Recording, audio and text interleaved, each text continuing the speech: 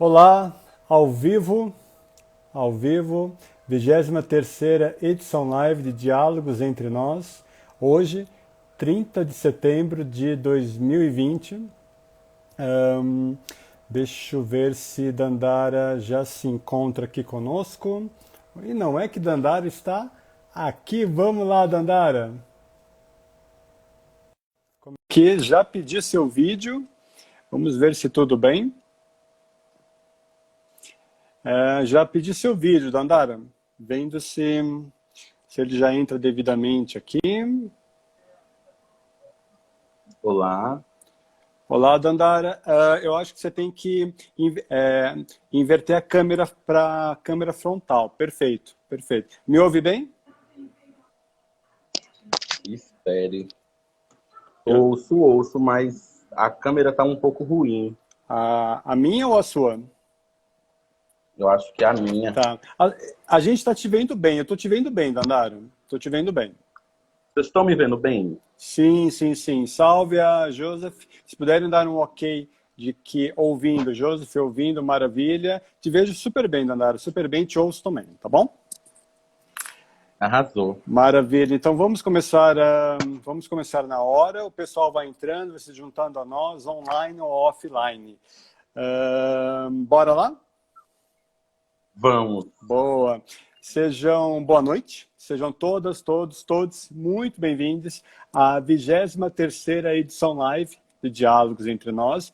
Voltando a receber com muita honra, gratidão e prazer Dandara Hudson, direto da Transamazônia. Dandara, já começo te agradecendo.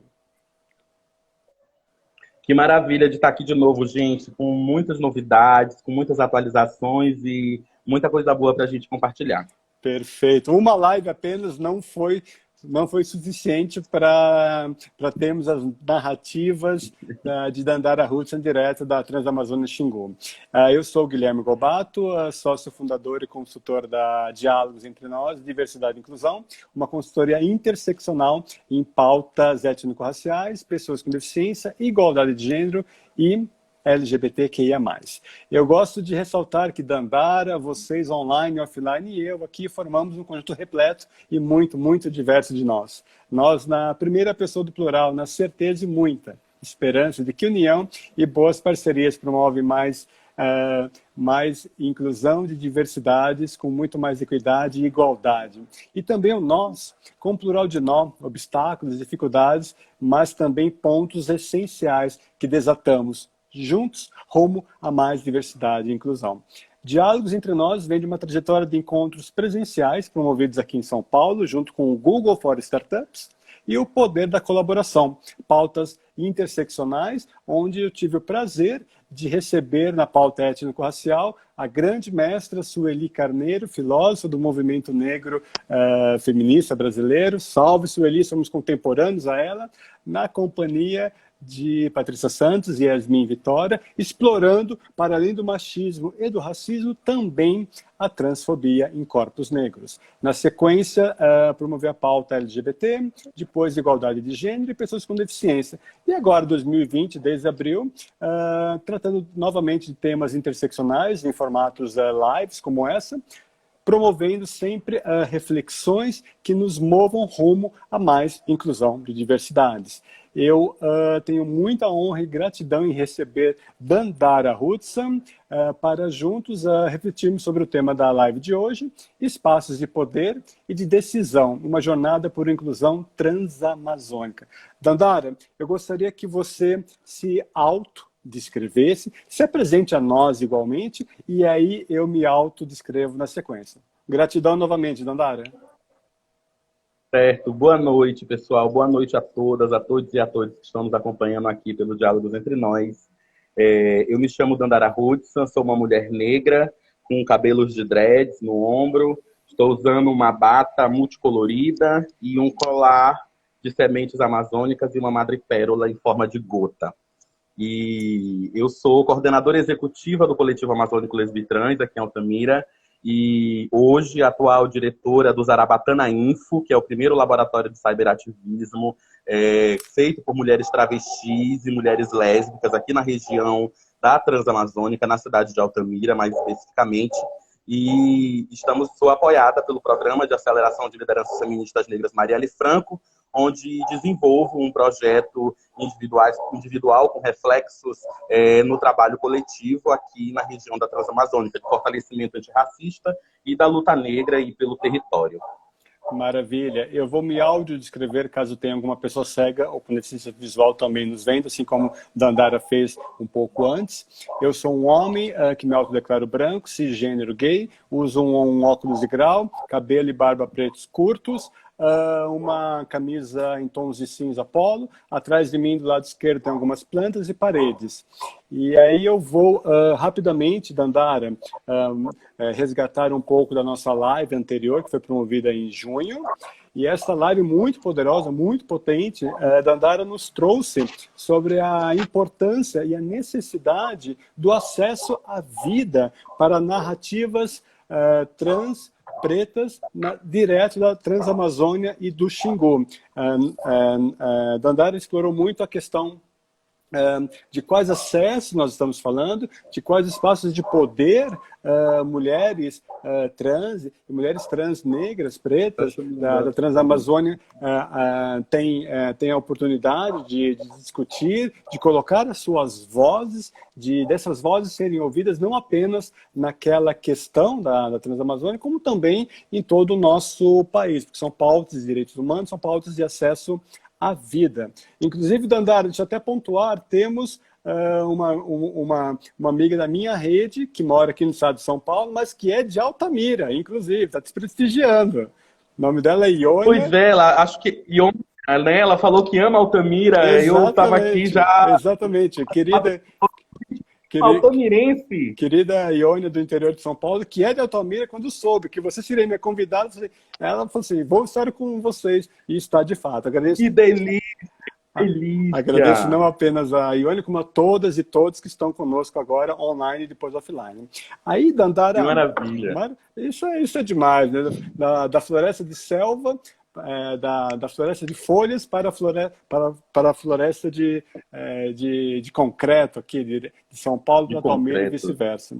Aí, Dandara, eu vou começar uma pergunta introdutória da mesma maneira que eu coloquei para você na live anterior em junho, que está disponível aqui no IGTV.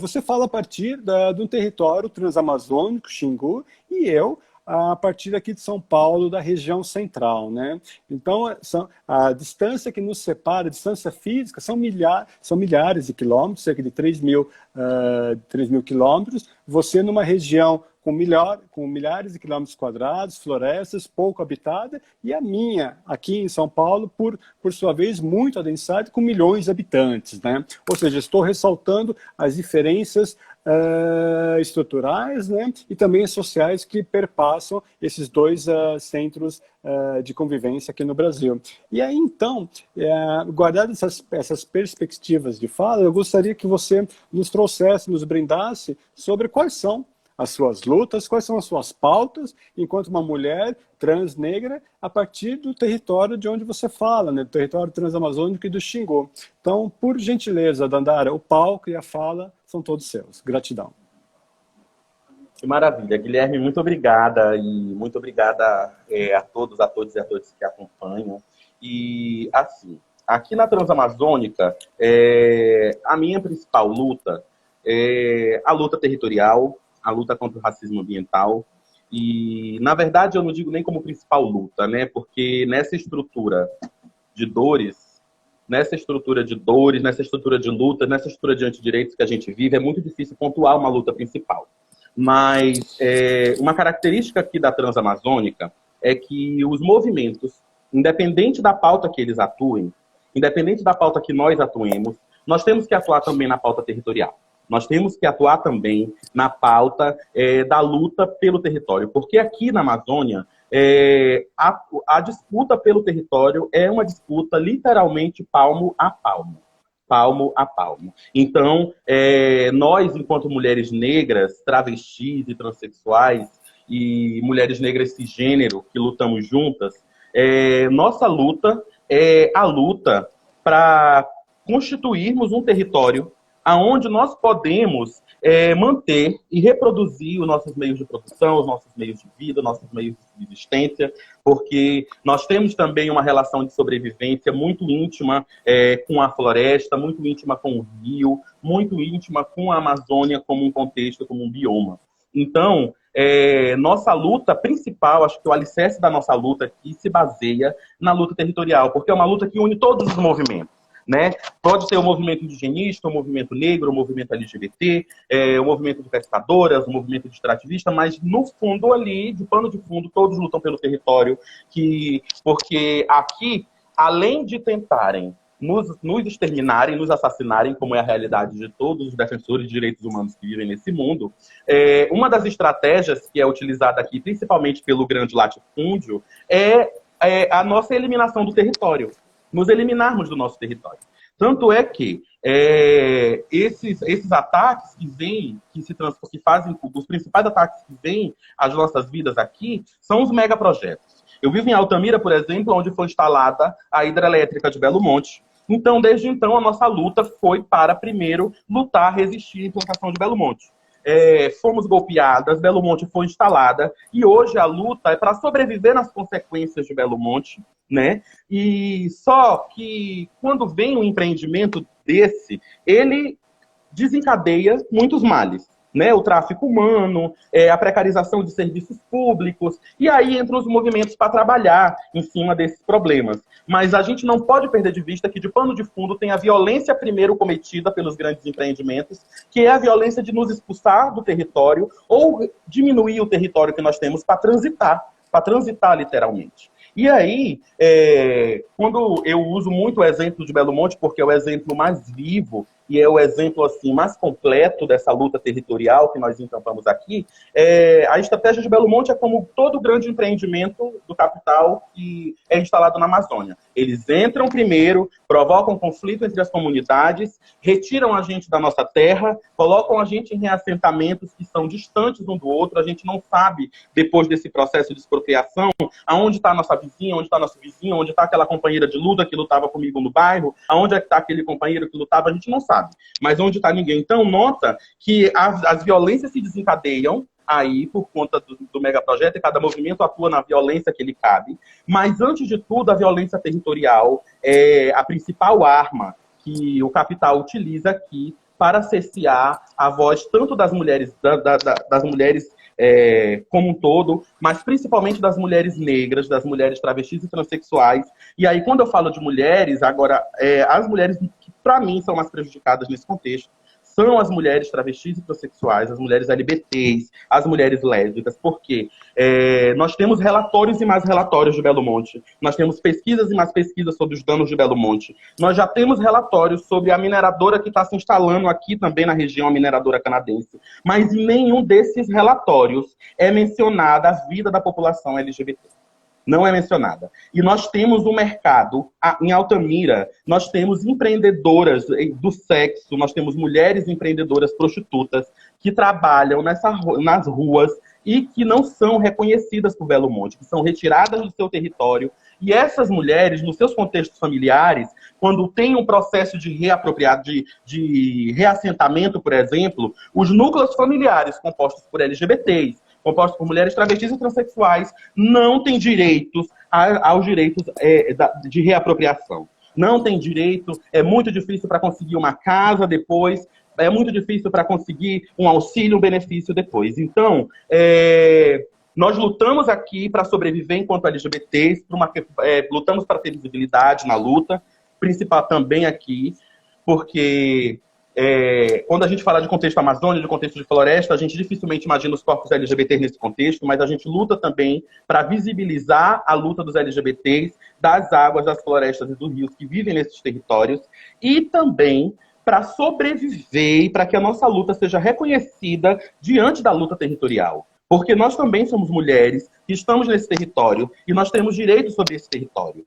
Então, por isso que quando a gente fala daqueles padrões cis heteronormativos, é isso que eu estou falando. O primeiro padrão cis heteronormativo que a gente tem que quebrar é de que não tem LGBT no meio do mato, é de que não tem LGBT no rio pescando pescador. Tem. Nós temos LGBTs fazendo isso tudo. Nós temos mulheres travestis e transexuais que estão aí com seus barcos aí, que estão na agricultura familiar, alimentando a cidade. Nós temos mulheres travestis e transexuais que estão na produção rural, na produção de artesanato, no extrativismo dessa Amazônia. Então, nós temos que primeiro imaginar essas mulheres, esses corpos nesse cenário, e depois que a gente fizer esse exercício, é muito importante se colocar e se firmar a luta dessa população como detentora de direito nesse território. Porque nós também existimos e nós também necessitamos viver, necessitamos de palmo a palmo desse território também. Porque o que eles querem aqui não é só nos matar. Se não só nos matam, eles nos expulsam e nos deixam sem onde pisar, sem onde transitar. E aí ou nos resta a rua ou nos resta migrar para outro lugar. É isso. É isso, não é tudo isso e muito mais, né, Dandara? Você realmente você pega aquela bola de vôlei, faz um saque, jornada nas estrelas, e cabe a mim pegar a bola de algum lugar e dar uma direcionada.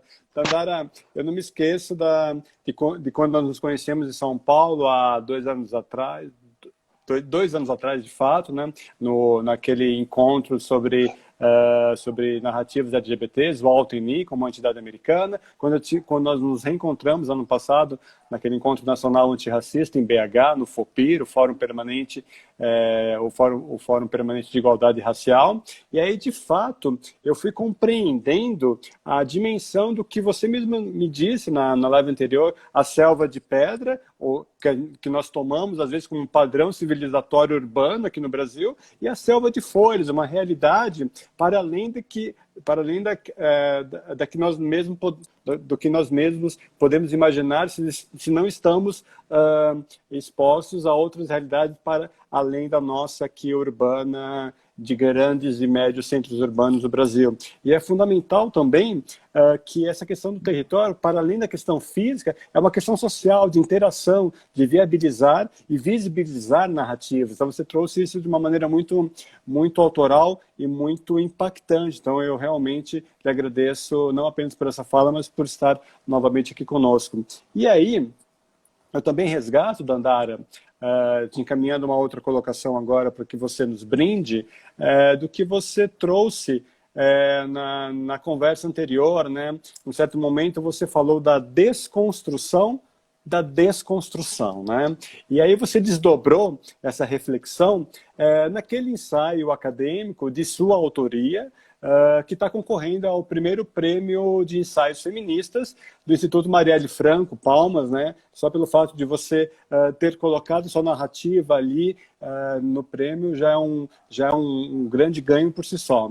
E aí, essa desconstrução da desconstrução, eu gostaria então que você resgatasse essa reflexão e como isso se conecta com o seu processo de escrita, com a construção das suas narrativas, enquanto uma mulher transamazônica preta.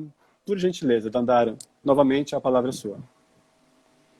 Então, obrigada, Gui. E assim, na última live, né, eu falei que eu estava escrevendo, né, um artigo. Na verdade, falei que estava escrevendo, porque desde quando eu entrei no programa de lideranças feministas negras Marielle Franco, do Fundo Baobá, uma das formações que nós temos junto com o programa é uma formação com a ONG Crioula, né, que tem Lúcia Xavier, Lia Manso, Mônica, né? Então, umas formações maravilhosas com a ONG Crioula, umas formações antirracistas, e nisso Lúcia Xavier me instigou muito a escrever.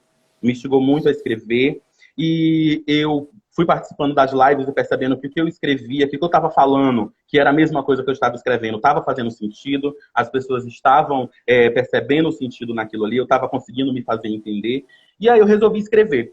E aí surgiu o concurso de ensaios feministas do Instituto Marielle Franco, em parceria com a editora Contra a Corrente, e eu resolvi escrever um ensaio feminista e sintetizar aquilo que eu já estava escrevendo e botei para concorrer o ensaio. E, desde então, o concurso está em curso e o resultado vai sair provavelmente da primeira quinzena de outubro. Daqui para o final de outubro a gente vai saber aí o resultado. E, assim, pois estamos torcendo, né? Entre os prêmios do do concurso, vai haver a publicação do ensaio na nova coleção de livros da editora Contracorrente, a nova coleção de livros antirracistas.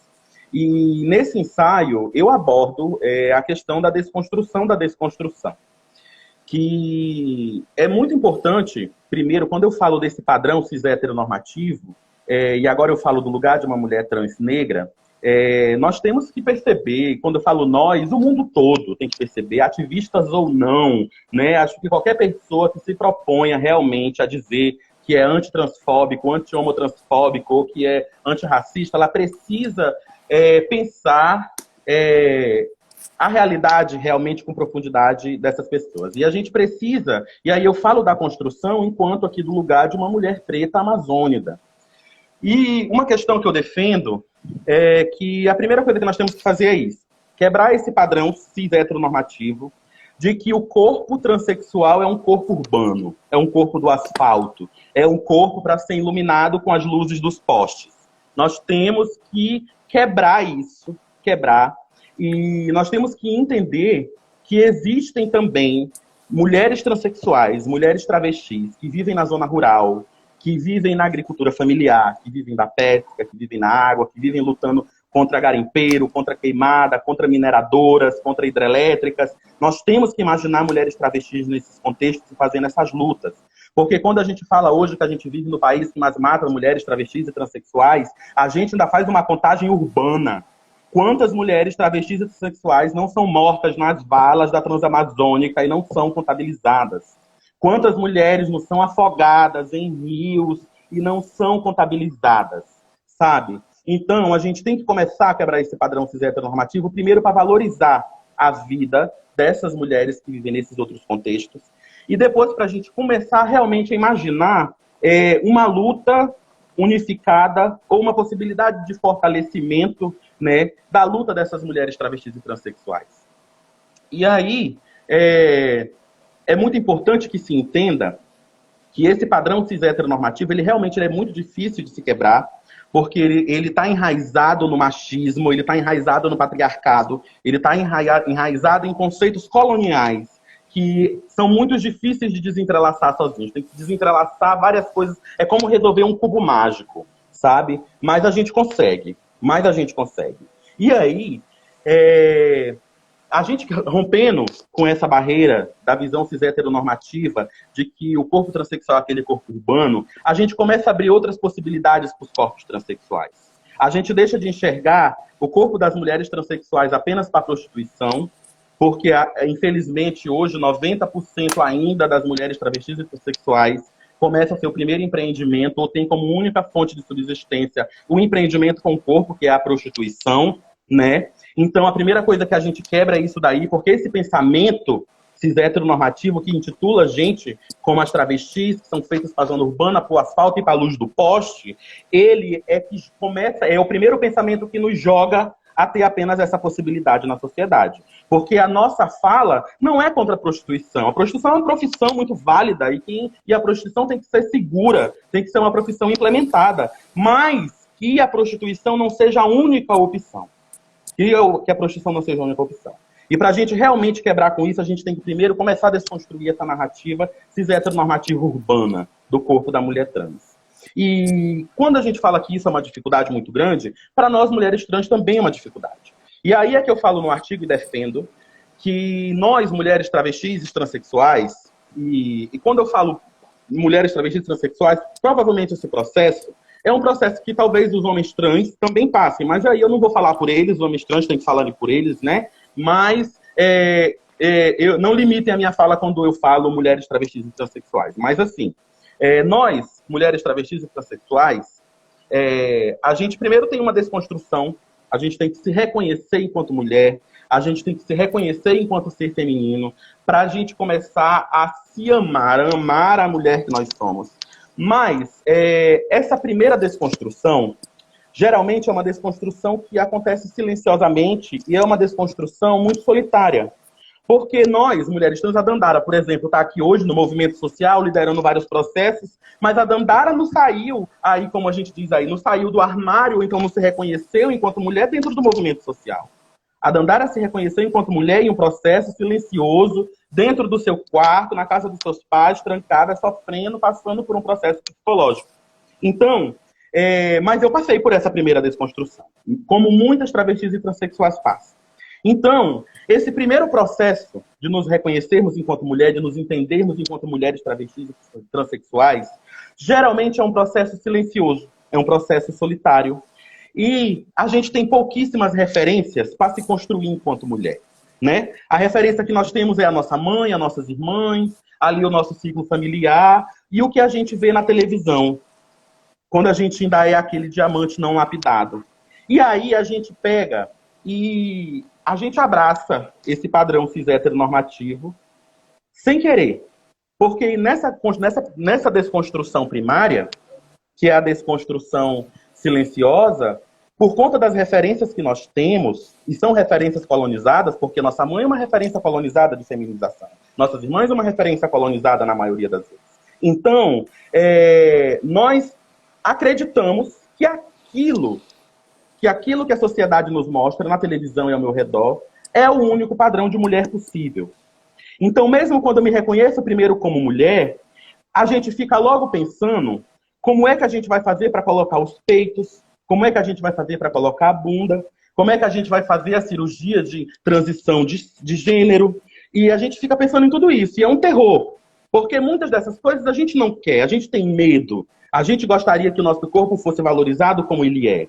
Mas naquela desconstrução silenciosa, nós não temos essas informações ainda. Nós temos só aquele padrão colonial de feminilidade. E aí a gente abraça isso. E aí, no primeiro momento, tanto é que nesse primeiro momento, a gente passa ainda muito tempo achando que a nossa vida gira em torno de construir um corpo para essa estrutura.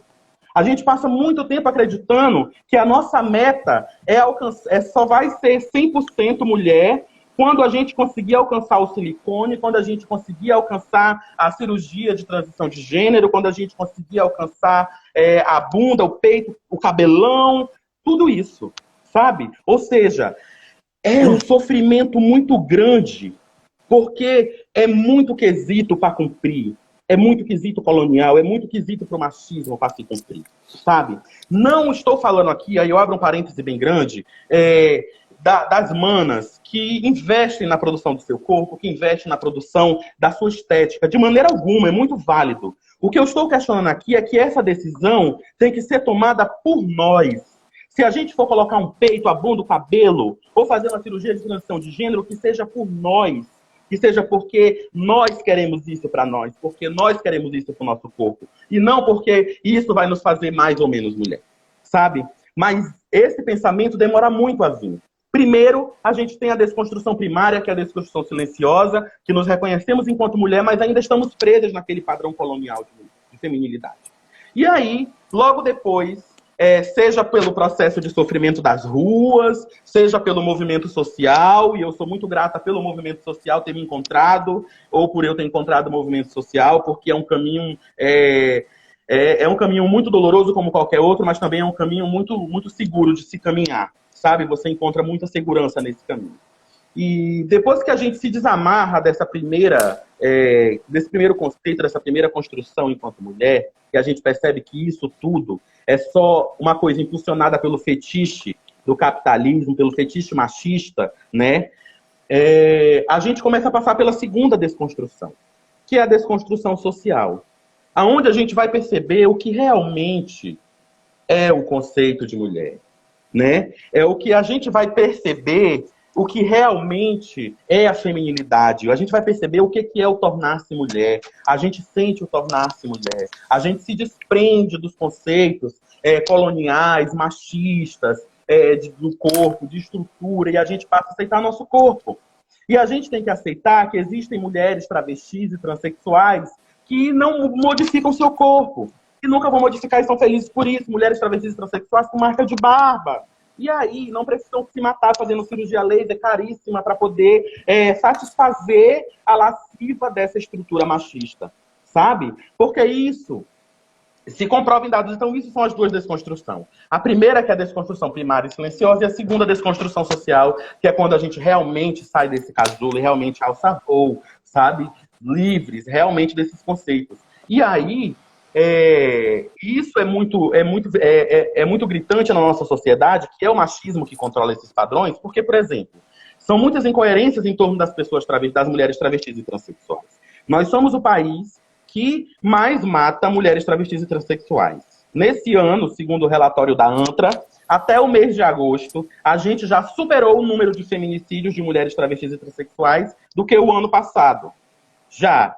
Mas nós tivemos recentemente a publicação que é feita anualmente, e eu vou depois passar o link, aonde mais uma vez o Brasil ficou em primeiro lugar no país que mais consome pornografia transexual no mundo. Há anos, né? No mundo. Há anos que o Brasil carrega esse título. E, na verdade, há anos que ele carrega os dois títulos em paradoxo, né? É o que mais mata e o que mais acessa. Então, a gente percebe que isso é justamente causado por esse patriarcado machista e colonial, né? Que imagina, que coloca o corpo das mulheres travestis e bissexuais como corpos urbanos, modelados, cheios de silicones, que tem que ser iluminados pela luz de um poste e tem que estar disponível da meia-noite às 6 da manhã para as pessoas irem lá. Porque a mulher travesti e transexual só restou nessa estrutura, só restou a noite, só restou a madrugada. O dia, ele ficou reservado para a pureza do casamento cisgênero que visa a reprodução e está iluminado sobre as bênçãos de Deus.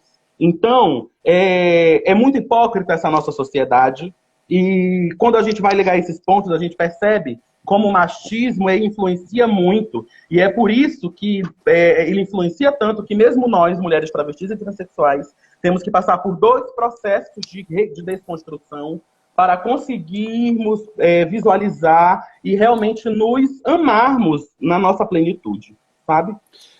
Perfeito, Dandara. Eu não tenho como não ressaltar até a própria fala da Yasmin Vitória, que esteve na edição inaugural do Diálogos Entre Nós, que compôs a mesa redonda com Sueli, com Patrícia Santos, onde ela diz que, sim, Dandara, você é muito necessária. São narrativas essenciais para que, de fato, nós possamos entender a pluralidade de narrativas e também a mesma pluralidade de vivências que formam, mas que não limitam vidas trans negras, como a partir das suas perspectivas, né? E para isso, Dandara, eu até trago um comentário que me foi passado ontem da Melissa Cassimiro, aqui de São Paulo, que é uma mulher trans negra aqui da cidade e que está numa carreira executiva numa empresa americana, onde ela diz, eu gostaria que você comentasse, e que vai muito ao encontro do que você nos trouxe, né? Que para ela, as maiores demandas da população trans estão relacionadas à falta de afeto, de acesso e de reconhecimento da condição humana dos corpos trans. E você tratou muito disso agora. Só um minuto que eu estou anotando. Então, é a falta de... as condições... afeto, acesso e reconhecimento. A falta de afeto, de acesso e reconhecimento da condição humana dos corpos. É isso mesmo, sabe, Gui? É uma avaliação muito precisa, e eu anotei porque eu sempre anoto essas coisas preciosas das companheiras cis e das companheiras trans. E assim, falta realmente, eu vou para o primeiro pilar. O primeiro pilar, realmente, porque quando a gente fala desse processo de desconstrução, esses processos, eles não são processos, depois de um determinado tempo, eles não são mais processos individuais. Eles são processos em que outras pessoas são muito necessárias para eles, e muito feliz da travesti da transexual que encontra essas pessoas pelo caminho para fazer parte dessa desconstrução, né? Porque não tem como eu desconstruir a imagem de uma estrutura se eu não tiver pessoas nessa estrutura que me mostrem que são diferentes, né? Então, é muito isso nesse caminho. E nesse processo de desconstrução, as pessoas que a gente encontra são muito importantes. As pessoas que reconhecem seus privilégios e abrem seus espaços para que essas mulheres possam transitar, né? E reconhecer privilégio está diretamente ligado a acessar poder, acessar decisão, né? Porque nós temos que ter uma parte da estrutura que esteja disposta a dialogar ou para a gente poder reverter como essa estrutura está, ou então a gente não consegue reverter, né? É que nem eu falo, nós não vamos vencer, do mesmo jeito que nós não vamos vencer o racismo só discutindo entre pessoas negras, nós não vamos vencer a homotransfobia só discutindo entre pessoas héteros, entre pessoas cisgênero. Nós precisamos discutir, ou só entre pessoas LGBTs, ou só entre pessoas cisgênero. Nós precisamos discutir com outras pessoas. E aí, assim, uma das coisas que realmente nos falta nesse processo, que dificulta mesmo que ele aconteça, esse processo de desconstrução e de amadurecimento, é o afeto, né? Porque essa hipocrisia da sociedade, ela se reverte em muito silenciamento nas nossas vidas pessoais. Porque nós temos muita gente, por exemplo, que quando está em público fala, eu não sou transfóbico, eu sou muito aberto à causa trans, eu apoio a causa trans, mas que no seu contexto individual é um contexto que não tem afeto pelas pessoas trans, sabe? É aquele tipo de aliança que só visa o apaziguamento da consciência de quem está fazendo, né? Está fazendo politicamente correto. E aí, nesse contexto, tem muita gente que usa realmente a causa trans, o nome de pessoas trans, para realmente fazer um politicamente correto, fazer uma imagem porque é bonito, porque está na moda, mas que nas vidas privadas ou no desenvolvimento ali, quando tem que realmente fazer alguma coisa que vai fazer a diferença na vida de alguém, não tem o afeto, né? Não tem esse afeto pelas pessoas trans. E esse afeto, ele falta, que eu estou falando aqui do afeto institucional, do afeto social, mas é um afeto que é negado desde o momento que a trans é jogada para fora de casa, né, que é o afeto familiar, que é o primeiro negado, desde das relações porque assim, se for uma travesti ou uma trans, que seja uma travesti ou uma trans que seja heterossexual e que queira uma relação com um cara heterossexual, ela tem que estar preparada para ou passar a vida toda sem ter esse afeto à luz do dia, ou ela tem que estar preparada realmente para viver com subafetos, né? Que é o que a gente fala. Porque essa sociedade, esses pensamentos sociais, eles fazem com que o afeto não possa chegar até as mulheres trans. A gente fala que essa sociedade machista vê o corpo das mulheres trans para prostituição, para a noite, mas por que também que esse pensamento existe? Porque ele é derivado de quê? De que se um homem heterossexual, cisgênero, se apaixonar por uma mulher trans e querer assumir uma relação, a sociedade vai acabar com ele. Essa é a imagem que a sociedade passa. E aí, por isso que muitos desses crimes contra mulheres travestis e transexuais muitos são crimes de ódio, e em segundo são crimes passionais.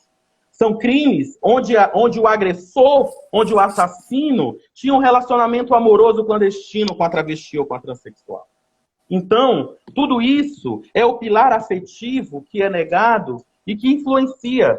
E quando a gente fala de movimentos sociais, nós temos que fazer campanhas de inclusão, de ter mulheres trans nos movimentos sociais, mas temos que ter afeto de verdade por essas mulheres. E esse afeto vai fazer com que os movimentos ouçam as mulheres travestis e transexuais. Ouçam, porque o afeto, ele permite com que a gente se abra para a escuta de qualidade da outra pessoa. Então, os movimentos sociais, eles têm que ter afeto pelas mulheres trans e que as mulheres trans não estejam nos movimentos sociais só para ser o politicamente correto do movimento, só para ser a cota trans ali do movimento. Que essa mulher travesti transexual possa acessar espaços de decisão dentro do movimento, possa acessar espaços de coordenação, possa ter espaços de fala para falar sobre a visão das mulheres travestis e transexuais. Porque, por exemplo, não faz sentido falar, por exemplo, de feminicídio e não falar da morte das mulheres travestis e transexuais no país que mais mata mulheres travestis e transexuais. Não faz sentido um movimento que se diz feminista lutar pela implementação da Lei Maria da Penha e não lutar para que mulheres travestis e transexuais sejam reconhecidas pela Lei Maria da Penha. Por quê? Então, mas para tudo isso a gente precisa primeiro dar o afeto. E aí o afeto ele puxa o que ela traz no segundo pilar, que é o acesso.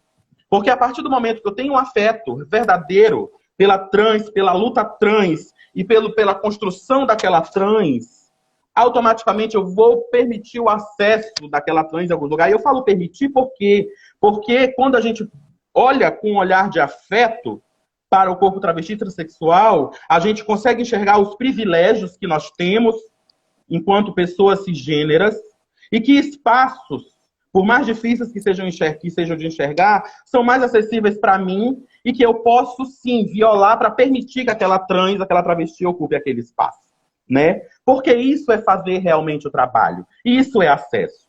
Por exemplo, o diálogo entre nós aqui é acesso, que é permitir a voz das mulheres travestis e transexuais transitem nesse lugar. Eu quero parabenizar também, inclusive fazer um ponto que está aqui participando da live, o Sadi Flores Machado, o doutor Sadi, que ele é procurador do Ministério Público Federal, e ele esteve aqui na região de Altamira e agora está na região de Marabá, e é, assim, um hiper parceiro da causa LGBT. Eu, particularmente, enquanto grupo de mulheres travestis e transexuais, nos sentimos muito acolhidas por ele, enquanto instituição, enquanto pessoa, sabe? Então, e ele realmente, por mais que eu não estou aqui também fazendo demagogia, porque por mais que seja um funcionário público, que trabalhe em um espaço público, que nós sabemos que temos o direito de entrar e de transitar, nós sabemos que espaços como o Ministério Público Federal, o Ministério Público do Estado, Defensoria, são espaços elitizados, que é difícil transitar lá dentro, se a gente não tiver quem realmente se propõe a abrir esse espaço para que a gente entre. Então, para dar mais um exemplo de acesso, esse trabalho que o doutor Sadi faz aqui na região da Transamazônica, que ele coloca o movimento LGBT dentro das instituições. Não só dentro do Ministério Público Federal, mas dentro das outras organizações que são competência do Ministério Público fazer a fiscalização e o controle. Sabe? Então, mas primeiro a gente teve que ter o quê? O afeto. Primeiro ele teve que amar a causa, amar isso tudo, para poder fazer essa possibilidade. Então, uma coisa puxa a outra. E o terceiro é o reconhecimento da humanidade. Porque, eu vou até dar um trago no cigarro. Fica tranquila, o palco é todo seu. Porque a gente vive numa sociedade, nenhuma estrutura, que não reconhece a existência dos corpos das pessoas transexuais e travestis. Né? A gente fala que a homossexualidade, transexualidade já deixou de ser transtorno mental há muito tempo, mas só no papel. Só no papel, porque as pessoas, essa estrutura, elas nos estigmatizam até hoje, elas nos estigmatizam todos os dias. E pra gente, para nós que somos mulheres travestis e transexuais, a gente percebe como a coisa não mudou, porque a gente vive numa estrutura que não nos reconhece. Por exemplo, a nossa sociedade ela é formada de estruturas. Duas estruturas que são pilares aqui dessa estrutura colonial que nós vivemos são qual? A religião e o direito. São duas estruturas que são assim o pilar dessa estrutura, dessa organização aí, que nos colocam dentro dela. A religião não nos reconhece, a religião nos reconhece apenas como um corpo pecaminoso, profano e que vai para o inferno e que tem que ser repudiado, né? Então é uma estrutura que também, eu falo das religiões cristãs, tá bom? E principalmente das religiões neopentecostais, é dessas que eu estou falando. Ela demoniza o nosso corpo. O direito, por sua vez, é uma estrutura que não reconhece os meus direitos enquanto ser humano. Os meus direitos enquanto portadora de obrigações e deveres, de direitos e deveres dentro dessa sociedade. O direito não reconhece. Tanto é que, por exemplo, nós temos a Lei Maria da Penha, mas a Lei Maria da Penha não reconhece mulheres travestis e transexuais como portadoras desse direito. O que nós temos hoje de reconhecimento da Lei Maria da Penha são apenas algumas pouquíssimas jurisprudências das travestis que se propuseram a se humilhar desde a sala do delegado, do boletim de ocorrência, até a sala de audiência com o juiz. Se submeter a sabe lá Deus que processos para conseguir uma jurisprudência que reconhecesse uma medida protetiva que é falha também pra caramba, mas que reconhecesse o direito dessa mulher travesti e transexual. Então, o direito eles não nos reconhecem. Eu sou uma contradição em relação à profissão, por exemplo. Eu sou uma advogada, eu sou bacharel em direito, eu sou uma operadora das ciências jurídicas e opero o direito, que é uma estrutura que não me reconhece, que não reconhece meu corpo. E só eu sei a dificuldade que eu tenho para transitar dentro do direito, tanto de portas que eu tenho que arrombar diariamente para conseguir transitar dentro do direito. Então, isso tudo é por quê? Porque os corpos travestis e transexuais não são reconhecidos como corpos humanos. Não são reconhecidos como corpos humanos. Então, quando a gente fala da lei que não nos reconhece, que nós não somos reconhecidos realmente pela lei, o que nós temos de direito consolidado são o quê? A questão da mudança do nome e do gênero no registro civil, que ainda é um processo extremamente caro e foi estabelecido por uma resolução do CNJ, entendeu? Uma resolução do CNJ.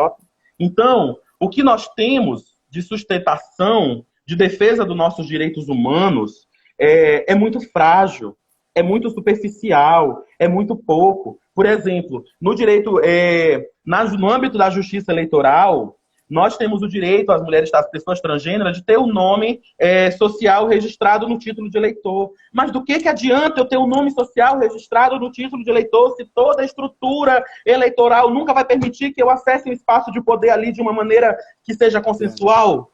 Sabe? Do que adianta? Então, tem muitas medidas que são muito superficiais. Então, por isso que trabalhos de visibilidade como esse que nós estamos fazendo, trabalhos de litigância estratégica, de advocacy e de pressão por direitos, que é feito em alianças com o Ministério Público, com a Defensoria Pública, são muito importantes para a vida das mulheres trans e para o reconhecimento das mulheres trans como seres humanos, como seres humanos. É isso. Uau, Dandara, eu sempre positivamente, e eu sempre fico muito impactado a cada contato que a gente tem, seja online, nas lives, seja trocando mensagens, falando um com o outro e tal, inclusive lendo uma parte do seu ensaio que é fundamental para entender a potência, a genuidade e o brilhantismo de narrativas que nós devemos, não apenas, tanto que eu compartilhei com você, não é dar vozes às pessoas, mas sim ouvir o que elas têm a dizer. É uma troca, é uma abertura muito, muito estratégica que faz toda a diferença. Todos têm vozes, mas não necessariamente essas vozes são ouvidas, né? Então é muito oportuno que a gente entenda pelo que o que a Melissa nos trouxe, a própria Yasmin, que esteve conosco no passado, que sempre está também nos prestigiando, enquanto mulheres trans, travestis, as questões intrínsecas, as vivências narrativas dessas pessoas e ao que elas são submetidas em sociedade. E aí, Dandara, por incrível que pareça, passou muito rápido essa live, a gente tem mais uns 12 minutos, vamos usá-los muito. É sério? É sério. Passou muito rápido. Tanto não por acaso, o convite foi feito e você novamente aqui. Você tem muito, muito a nos pautar, a nos ensinar. Então, o que eu te falo agora, Dandara? Tem uma pergunta que veio, e aí eu vou te encaminhar, então, essa pergunta, que acho que vai muito ao encontro também do que você falou, se você puder sintetizar, a pergunta da Sálvia, em uma única palavra. Olha o desafio.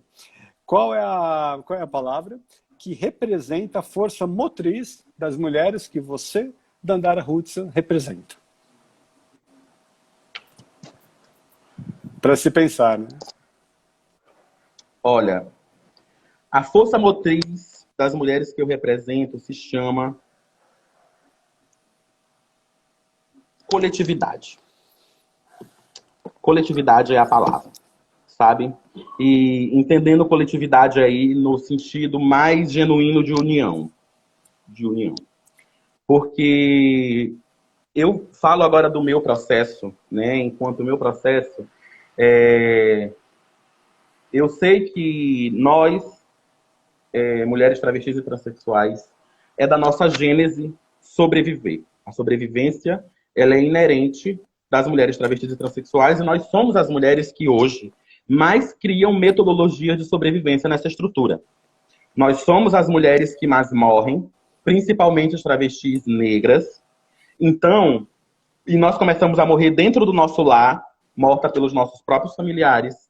Então, para a gente poder estar aqui viva falando, a gênese é criar métodos de sobrevivência.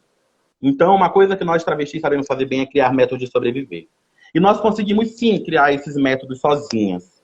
Se a gente quiser, se a gente precisar, porque muitas vezes a gente precisa, e a gente consegue, sim, construir esses métodos sozinhos. Mas, agora eu falo da minha construção, essa construção ela só realmente se torna uma construção sólida quando ela é coletiva, quando ela é com a união com outras mulheres. Porque enquanto eu estou me protegendo individualmente, e às vezes é necessário, porque às vezes não tem afeto para mim poder me proteger coletivamente, eu estou me protegendo, mas ali eu estou criando um método só de sobreviver e só de se manter vivo e de ver o sol nascer mais uma vez amanhã. Mas quando a gente passa a confiar, a fazer um trabalho coletivo, quando a gente passa a ter a comunidade de mulheres cisgêneras também apoiando a luta das mulheres transgêneras, assim como nós apoiamos a luta das mulheres cis, né? Quando nós temos essa união de fato, a coisa se potencializa.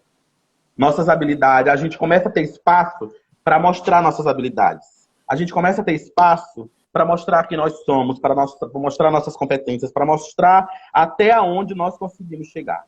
Mas primeiro, a gente precisa desse espaço, sabe? E enquanto a gente está no nível de proteção individual, lutando só pela sobrevivência, é muito difícil imaginar outras realidades e adentrar em outras realidades, porque não tem esse espaço, né? Mas, quando a gente passa a ter uma luta unida, uma luta coletiva, e eu falo, as pessoas de fora vindo abraçar as lutas das mulheres travestis e trans de dentro, se torna tudo muito potente. E a gente sabe que é uma coisa muito potente. Eu posso falar pelo trabalho que a gente desenvolve aqui, que as mulheres negras, do coletivo de mulheres negras Maria Maria, do Centro de Formação do Negro da Transamazônica em Xingu, as sapatões lá do Sapato Preto de Belém, junto com as mulheres travestis e transexuais, o trabalho potente que a gente faz. É muito revolucionário, sabe? E quando a gente fala dessa união, dessa necessidade de união, porque tem espaços que nós conseguimos sim acessar, meter o pé na porta e entrar enquanto mulheres travestis e transexuais. Mas existem outros que a gente só vai conseguir adentrar quando as pessoas que já estão lá dentro de porta trancada perceberem o privilégio que elas têm de estarem ali e abrirem a porta para a gente entrar. E entendam isso como todos os espaços onde vocês estão e que mulheres travestis e transexuais não transitam. Porque a gente também não tem que ter medo de falar a palavra privilégio, né? É uma palavra que parece forte, mas o que é privilégio? Privilégio o que é privilégio? Privilégio é aquilo que eu não passo e aquela outra pessoa passa só por ela ser quem ela é. Ponto. É só isso.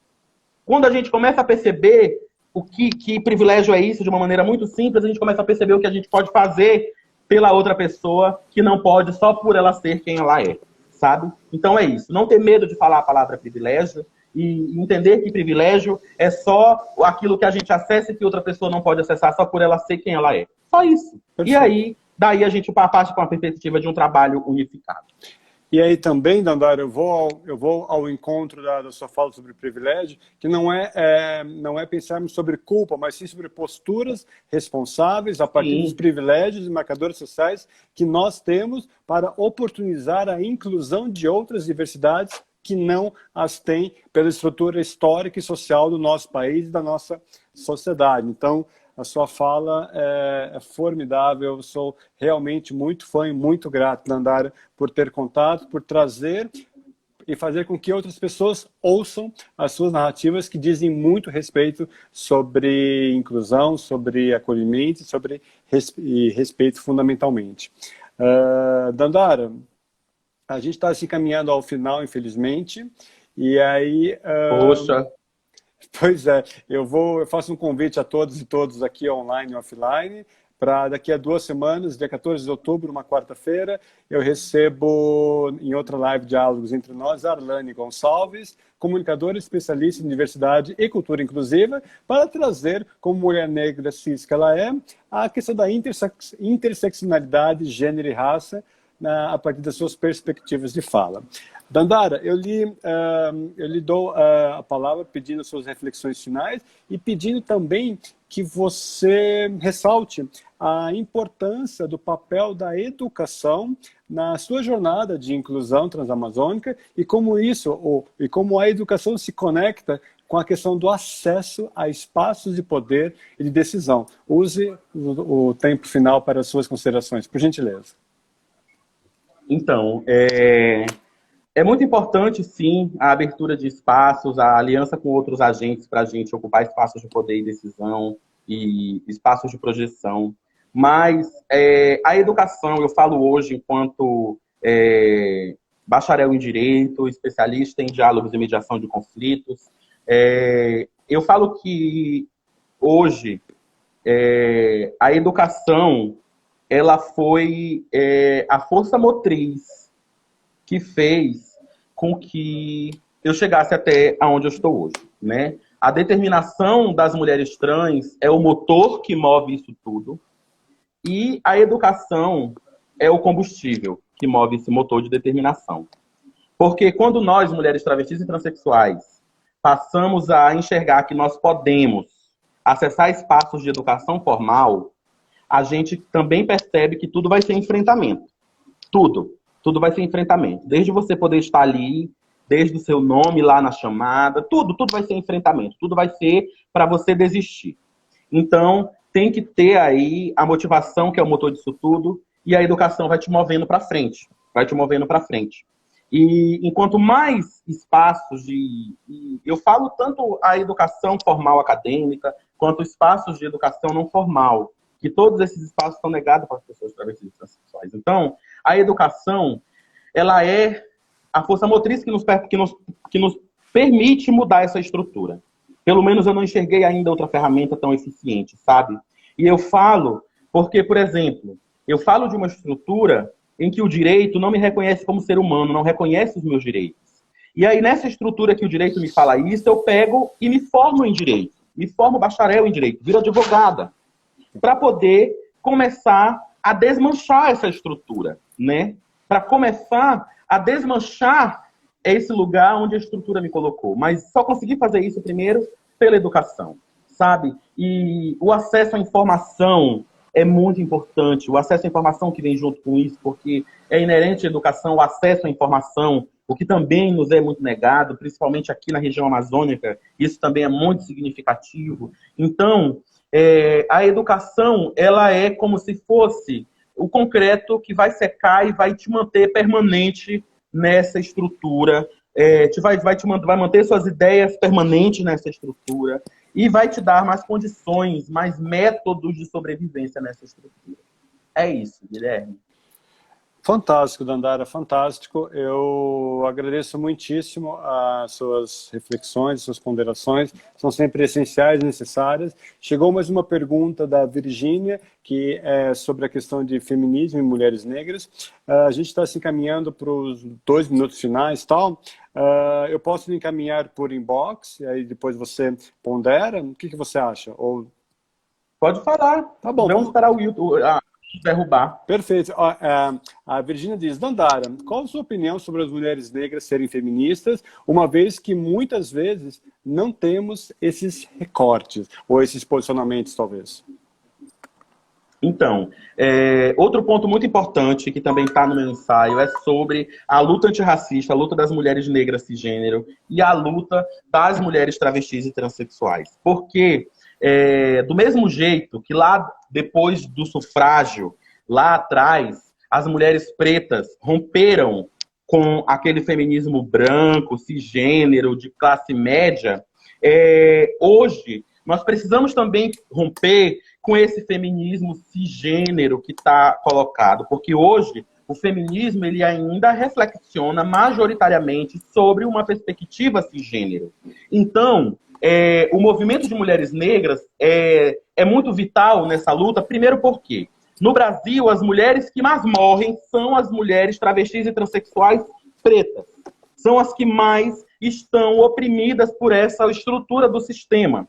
Então não faz sentido o movimento feminista negro se declarar movimento feminista negro e não ter pauta das mulheres travestis e transexuais. Isso para mim simplesmente não é um movimento feminista negro. Não é. Porque para ser um movimento feminista tem que incluir a pauta das mulheres travestis e transexuais, principalmente no feminismo negro, num país que mais assassina mulheres travestis e transexuais negras. Que tem que serem contadas lá no número do feminicídio. Minuto final, Dandara, continue, por favor. E aí, então é isso. Então a gente tem que romper as mulheres negras cisgênero, tem que perceber a importância delas estratégica na luta das mulheres negras, transexuais e travestis, porque O feminismo, ele tem que nos abarcar, e esse feminismo negro tem esse papel fundamental, porque nós somos as negras que mais morremos. Maravilha, Dandara. 20 segundos, muita gratidão a você, a todos que estiveram conosco. Gratidão, um abraço, um beijo enorme, Dandara. Muito obrigado. Dandara, 10 segundinhos, um beijo. Valeu a todos, valeu a todos.